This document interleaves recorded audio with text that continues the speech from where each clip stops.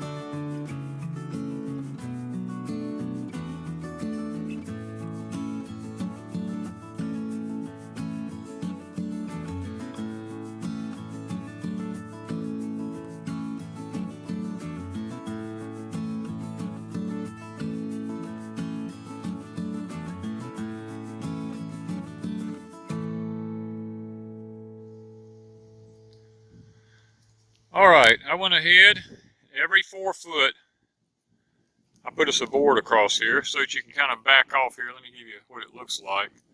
That gives us 1, 2, 3, 4 sections that are 4 foot by 4 foot, which will allow us to keep our seeds separate, our varieties separate, so that when we grow in our plants, it'll make it a lot easier to have a divider that we can put in there. We got some soil amending to do now. We got some to put in some minerals and things like that, like some magnesium, some lime, and all these different things in there. To some, different other things that we will use, like some compost and some rotted chicken manure, things to this nature, and go ahead and get this soil beefed up so that when springtime comes, it'll be ready to rock and roll, guys. We are putting in our own soil, guys. This here, you saw me do the video about how we make our dirt. This is the actual dirt that I'm digging out of the trash piles, and what we have to do is we have to come through it and shake. See all these roots and stuff like this? We throw this stuff out. I got a pile of them there. We keep going through here, and we just kind of dig around, and as we go through it, all this stuff is in there. We leave our leaf mold and take this stuff out.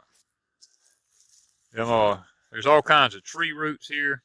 This kind of stuff just gets all up in it. We shake all that out of there. You can see it.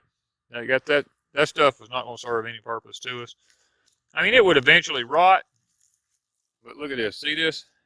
That kind of stuff's in there because the dirt is so rich.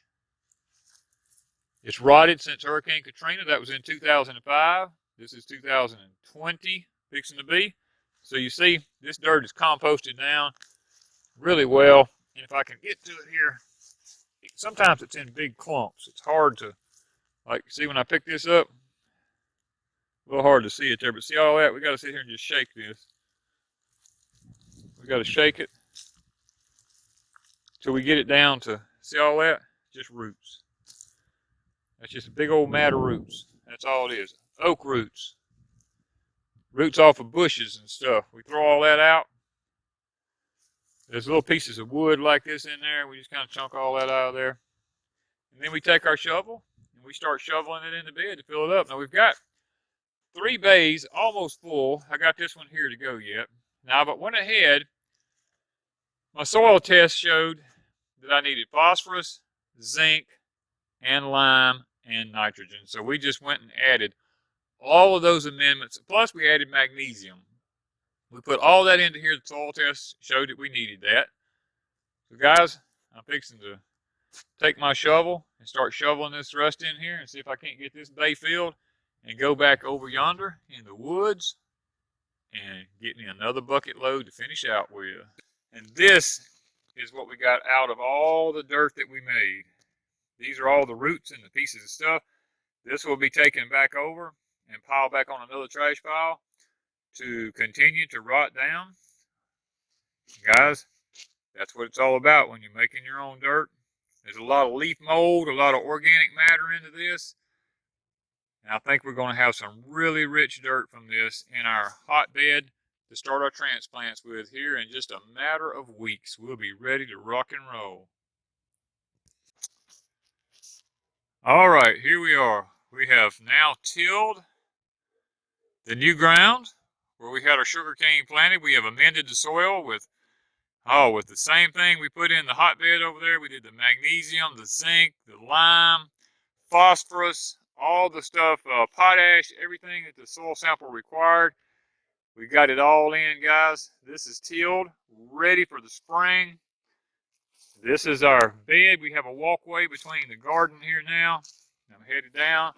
This is going to be a small walkway between the garden and our hotbed. We'll be raising peppers and tomatoes and, oh my goodness, sweet potato slips and any other kind of plant we think we're going to need to grow in here to get a transplant. We are tired of buying our transplants and not getting any kind of good results. We will be raising our own from this point forward. So guys, stay with us and watch the progress of this. This is our garden.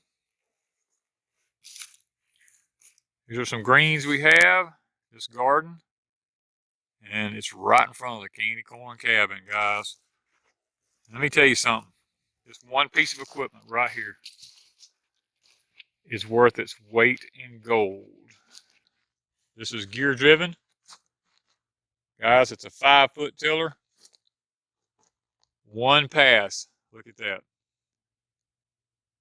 Perfect, perfect soil.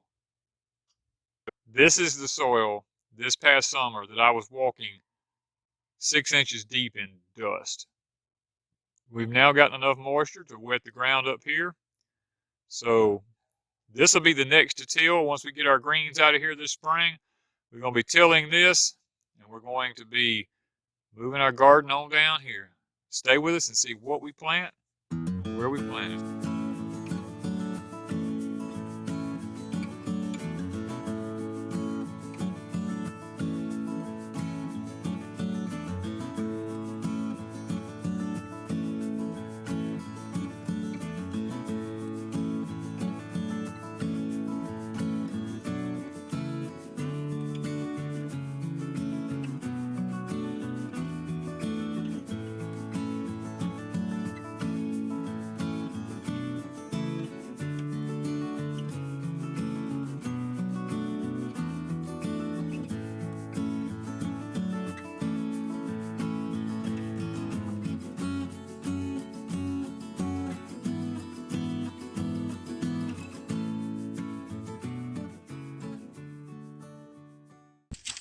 Let's check it out.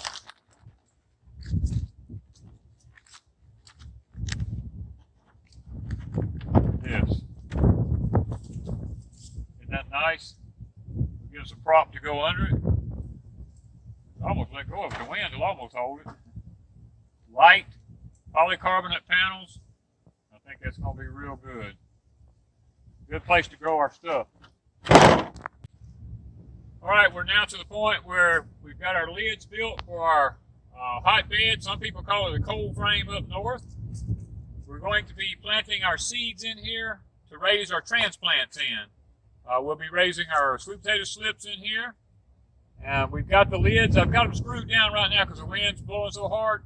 We've got to get some hasps to put on the front of them so we can lock them. Guys, we're just sitting on go now.